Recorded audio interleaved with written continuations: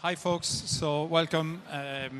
So my name is Killian O'Leary, so I am a career coach and also a tech recruiter by day as well. So kind of like to think that I have my finger on the pulse when it comes to what recruiters look for in candidates, in CVs and in job applications that come into our inbox as well. So really, you probably hear a lot of talk today about CVs and about what to do and what not to do and so on. All very relevant. What I'm trying to do here is just to give people a sense of through the lens of a recruiter. So what does a recruiter look for? Where does a recruiter's mind go when they see your CV coming in? And basically some tricks of the trade in terms of how to catch the attention of a recruiter and stand out from the crowd, because we do tend to look at many hundreds of CVs every month. So what is going to make that memorable impact by virtue of the content, shall we say, that you put into your CV profile? So here's a little bit about where I feel you might be able to help your search and your job process journey along the way as well.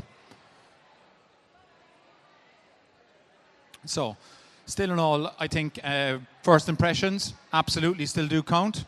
So you got to bear in mind, this is about putting yourself into the shoes of a recruiter. So a recruiter sitting at their desk every day, they're getting all these CVs coming into their inbox, and you better believe it, first impressions do count. They still do count.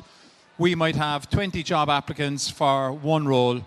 We are essentially looking for a reason to almost rule you out of the process and get those 20 or 30 CVs down to a manageable 4 or 5, because we're probably not going to have the time to call or ring 20 or 30 people. So the first impressions, really important. And what I mean by that is that the first page of your CV or your cover note, your job application has to be really strong, really engaging, really warm. And I'll show some examples in a minute of good and bad CV profiles that I feel can either work for you or work against you. So the first impressions, really important. And as recruiters, we kind of tend to make up our minds about people in the first 30 seconds. So if we don't get what we probably call that warm, fuzzy feeling about somebody in the first 30 seconds, then it's unlikely that we're going to go, okay, I'm going to pick up the phone and ring this person, because the first page of your CV isn't really enticing us into engaging with you.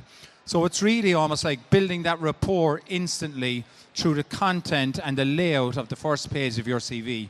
That's absolutely vital.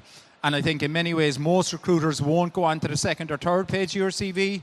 If they see enough in the first page, they'll go, okay, yes, I've seen enough, brilliant, let's get this person in for interview.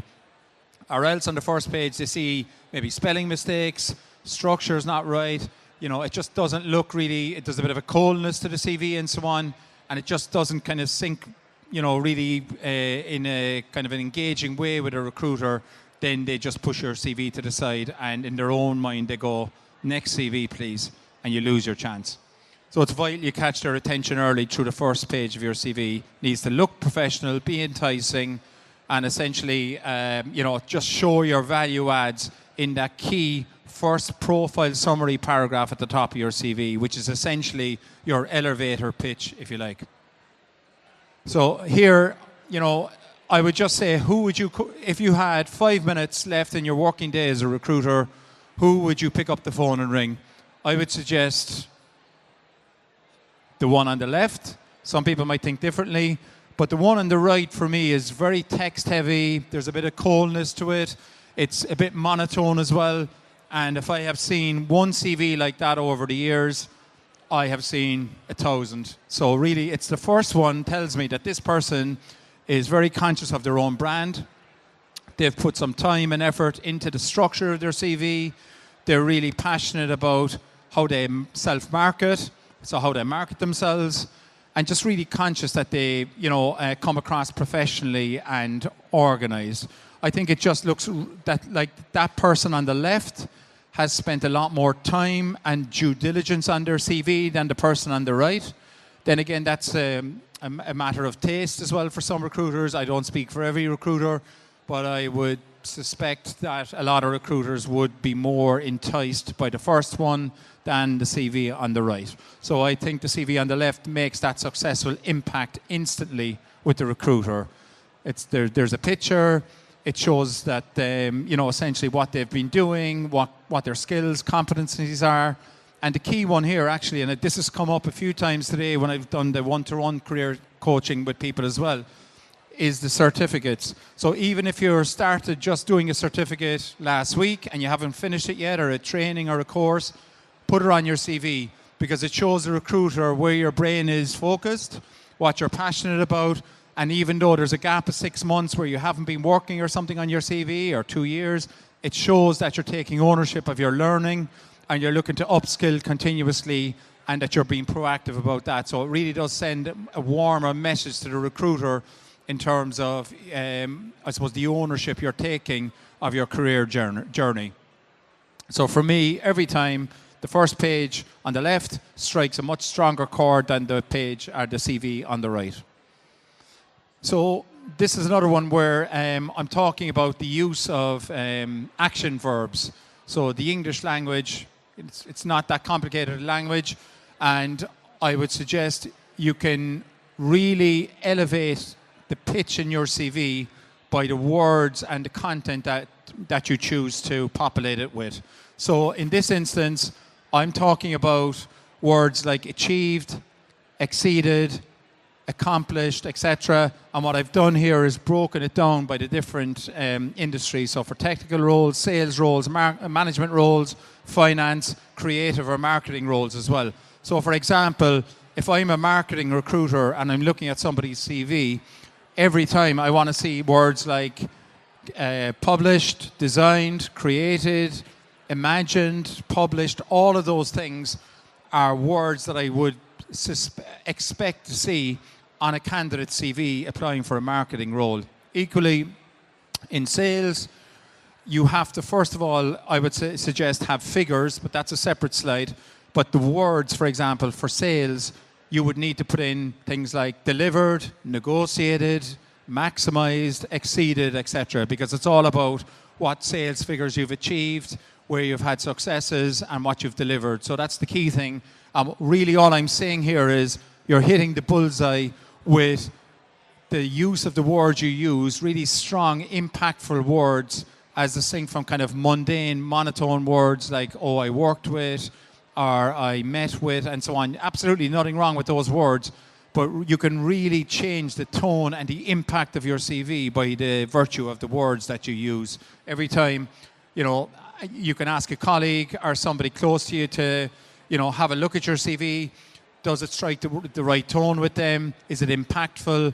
And they might suggest using more powerful words, I guess, to create more of an impact with your target audience, whether that be a recruiter or a job or a hiring manager in a company or a HR person as well. So that's just an interesting one where I did a post on that on LinkedIn during the week, and it got a lot of traction, actually. Even people really engaged with the post.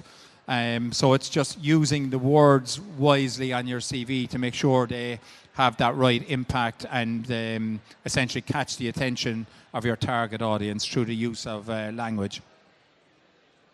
So the next one is, again, just that's the theme of my presentation, is what essentially turns the head of a recruiter.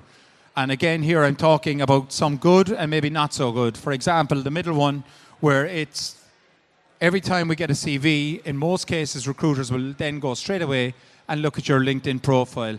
And if your LinkedIn profile and the dates don't sync up with your CV, then straight away there's an element of doubt that creeps into the recruiter's mind. There's a bit of grayness, there's a bit of inconsistency, and all of a sudden the recruiter tends to lose interest and perhaps goes, all of a sudden then their brain goes, okay, I'm actually going to move on to the next CV. So there's just that element of doubt that you just want to absolutely make sure that there's consistency across if you have a LinkedIn profile, that the dates on your CV and your LinkedIn are absolutely consistent. Because I've seen so many times where there's different dates on CV and LinkedIn, and to be honest, I just go to the next CV because I just feel that person isn't representing themselves in the best possible way. They haven't done their due diligence on their CV and LinkedIn, and kind of there's an element of that they don't probably care enough to actually do that due diligence. So would I want to hire them as a company or as an employee, or would I want to ring them and spend 20 minutes of my time chatting to somebody who can't represent themselves in that kind of really professional, consistent manner? I would say I probably wouldn't ring that candidate. Equally, some of the positive things that we look for is the one here on the left. So the commitment to upskilling and learning, that's really good. Again, it's probably relevant for people, for everybody, but it's probably more relevant for people who haven't been in a job for a while. So, for example, if you've been out of work for 6 months, 12 months, a bit longer, then I would say having short-term courses maybe on your CV, put the hyperlink to that course on your CV. Again, it just fills a gap, but it also shows that you're committed to continually developing your brain and, I suppose, focusing your energy and your time from one week to the next on upskilling and taking ownership of your career journey as well. That really resonates with recruiters, that you've just taken that time to actually go and do some courses and that you're being proactive about it. So it tells the recruiter straight away that you're proactive about your career rather than being reactive. Again, it just fills the gap and it really freshens up the CV. If your last job wasn't for 2 years, I saw a CV a while ago of somebody that the last job was 3 or 4 years ago. So there's a big gap, which is fine. We all have gaps, but I would also address the gap. So if you're caring for an ill relative, if you're rearing children, if you're traveling, whatever the case may be, I would still put that in because it addresses the gap and it tells the recruiter that you're also a human being. So we all have lives outside our professional lives, so that you're, focused on other things, because, I mean, people, for instance, if I'm looking to hire a recruiter into our organization, I would always tend to look for a recruiter who's done maybe some traveling, because they've got that out of their system. They've also, I suppose, been exposed to working in different geographic locations, and that person brings, I suppose, a different skill set to maybe somebody who hasn't taken a chance and lived and worked abroad for a while. So I suppose, again, rather than saying nothing, I think it's important to fill the gap. But one very good way of filling the gap is by doing courses. And as I said, it shows a commitment to learning and upskilling as well, and that you're taking ownership of that career journey. Equally, one of the ones at the bottom is the career successes. So I suppose we all have worked in jobs at various times. We've all worked with people and colleagues. And are there people out there, are managers that you've worked under, are people who've reported into you as a manager previously? Are there people out there who would say good things about you, who would say nice things about you? So, for example, would they give you a recommendation on LinkedIn? I think, again, that's really good. It really warms up your LinkedIn profile. And if they give you a recommendation on LinkedIn, perhaps you could then take that recommendation and copy and paste it onto your CV. Because if you put that on your first page of your CV, it really shows the recruiter what type of person you are to work with, or work under, or work for example. And just put it in there. Just put one kind of quote from a peer-level colleague or something like that onto your CV as well, because it really shows the recruiter, it gives the recruiter kind of an inside track into what you're like in the workplace, if you like. So it tells a more kind of familiarizes the story of your professional life, if you like, for recruiters. And again, I don't see too many CVs with those recommendations on them. So the ones that do have them on, I suppose, create more of a memorable impact in my mind, and I would remember a candidate and probably more likely to engage with that candidate, reach out to them, call them and link in with them, etc. So that's just a tip in terms of career successes. And the key thing is, don't be modest. Think with a growth mindset. And what I'm saying is, don't be modest. I suppose when you're constructing your CV, think about glass half full, have a growth mindset in terms of thinking outside the box, and really, I suppose, push your successes and elevate your successes on your CV, because you can be sure that the next candidate applying for a job won't be modest. So that's just a bit of a tip there, because human nature, some of us are modest and not always prepared to go there and just really advertise ourselves in that kind of successful, kind of impactful way. So the next one is probably a key one, where it's walking in the shoes of a recruiter. So I suppose what I'm talking about again here is a growth mindset. And really a growth mindset is about, thinking. I spoke to somebody earlier who was working in retail for quite some time, and they want to give their CV a different slant in terms of maybe moving away from retail into a different industry. And you can't really do that unless you think with a growth mindset, think outside the box. And one of those things is thinking about the transferable skills that you have and telling that story in a different way to catch the attention of the recruiter, but through the way you actually construct the early part of your CV, you can create that, I suppose, impact with the recruiter and maybe push the recruiter's thinking away from you just being a retail person and get them to think about you in another way. So really applying a growth mindset in terms of your, first of all here, your job search strategy. So for example, where you look for your jobs, how you go about searching for jobs, because if you think about it, if you've been applying for jobs and searching for jobs through various platforms for the last couple of months and it's not yielding the right results for you, then the definition of craziness is doing the same thing over and over again and expecting to get a different result. It just doesn't happen. So you have to step back and go, okay, what am I actually going to change in terms of my job search process? What am I going to tweak? Because I obviously need to tweak something. So again, thinking with a growth mindset, thinking outside the box and going, okay, I need to do something a little bit different here. And that thinking with a growth mindset could be speaking to a colleague, asking for advice. It could be engaging with a career coach, or it could be just having that conversation with yourself, advising yourself to go, okay, I'm actually going to take a break from searching for jobs for a few weeks. I'm going to step back and just kind of see what I can do different, because what I've been doing up to now hasn't really led to a successful outcome for me. So again, what I'm saying here is you need to think like a recruiter. So essentially, if you, for example, don't have a career coach, everybody here has friends, everybody here has relatives, etc. So ask them to pretend, do a role play to be a recruiter. Ask them to see, what does your CV look like? Does it come across professionally? What message are you trying to get through on your CV? So for example, if you're looking to create a message through your CV that you are a successful sales or marketing person, you want to ask a friend or a colleague or a relative, does your CV convey that message? So in other words, from reading your CV, can they see quite clearly, absolutely laser focused, that you are a successful sales and marketing professional? If not, you need to change something. So ask people for advice and feedback on your CV, because it's really important, because we all need feedback on our CV, and I think it will only just help you in the long run. So for me, it's a big thing whereby asking yourself, this one here, this bullet point right here, if I was a recruiter, would my CV create a memorable impact with that recruiter? So when the recruiter looks at my CV, are they going to remember it for a while to come?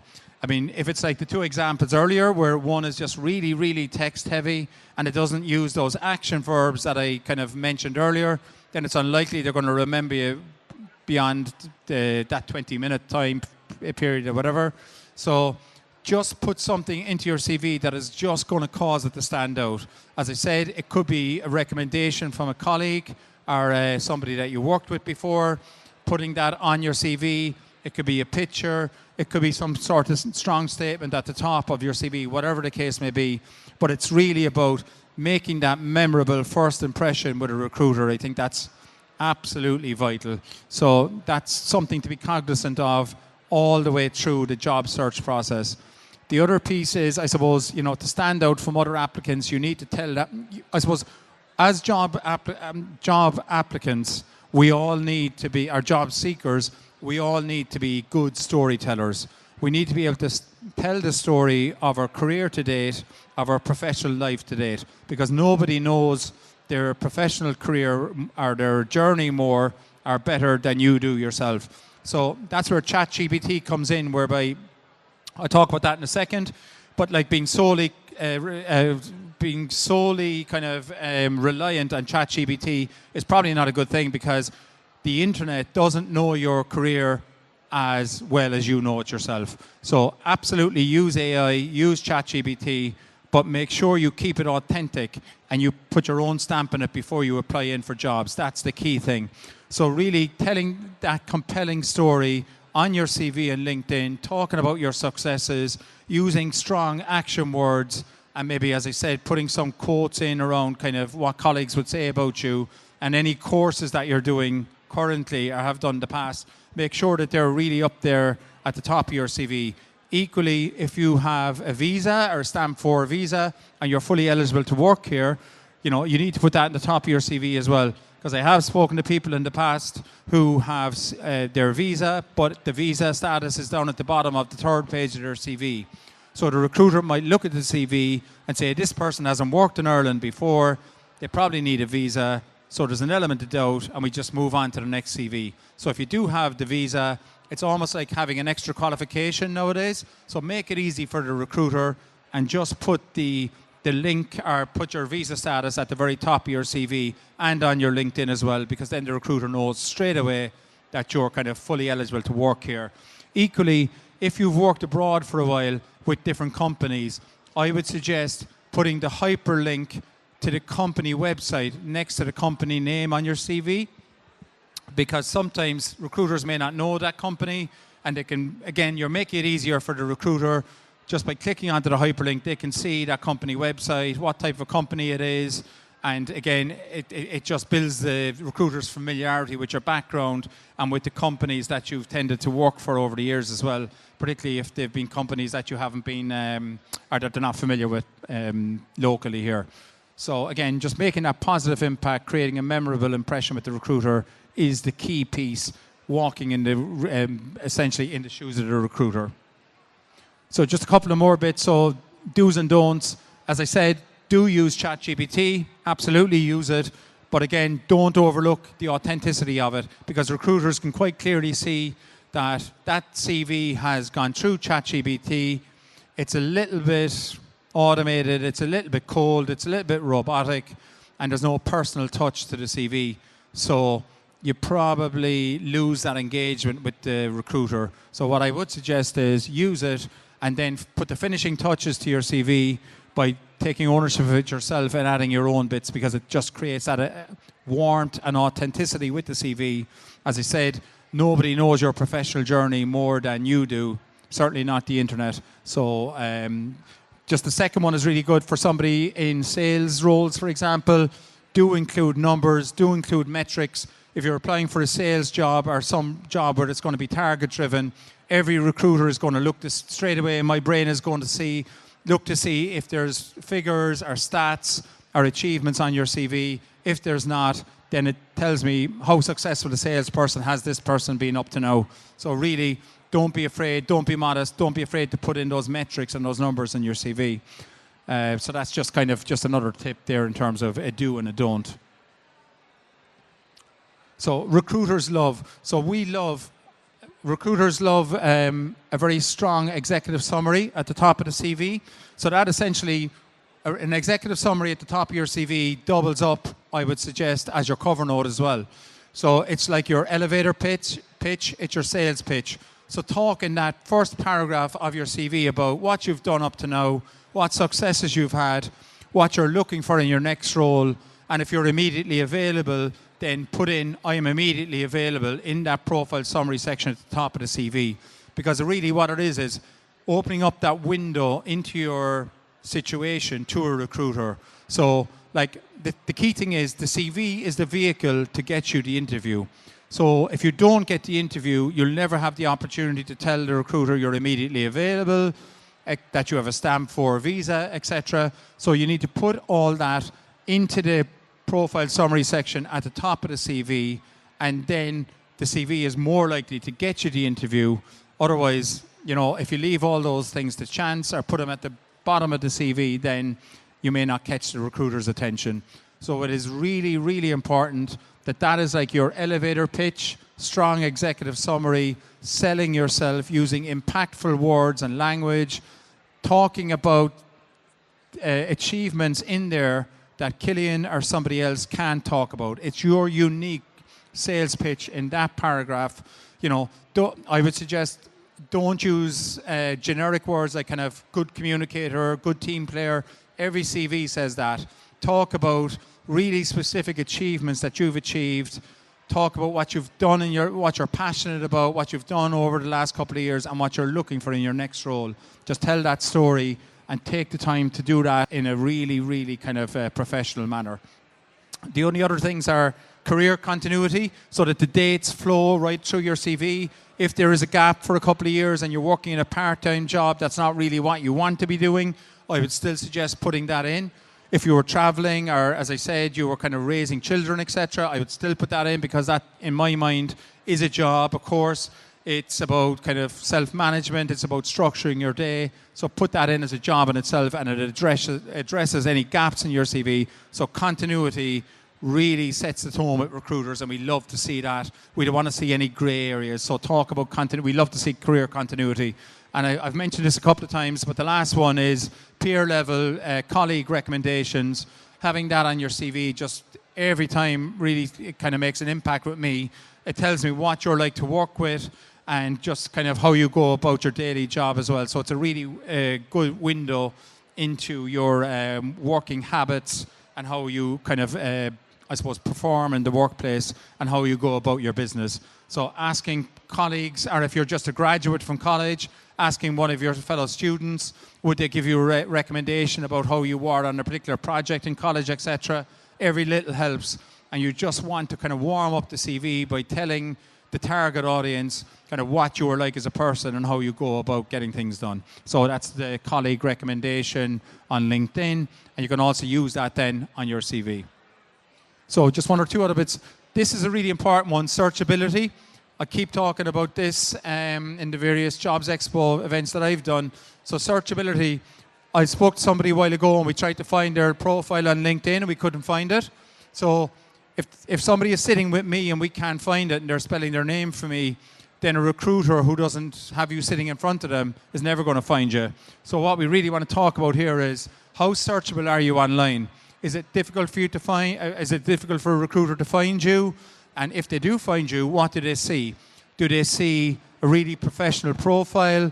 Do they see kind of spelling errors? Do they see dates all wrong, etc.? So you can ask your colleagues or friends or whatever, it doesn't have to be a career coach, to search for you online. And when they search for Killian O'Leary online, what do they find? Do they find a really nice LinkedIn profile? Do they see a professional approach, a professional perception of you? Because perception is one of the strongest words in the English language. So how are you perceived online? So again, the other thing to be aware of, you may have social platforms in the past, maybe where you had strong political views or said things or whatever.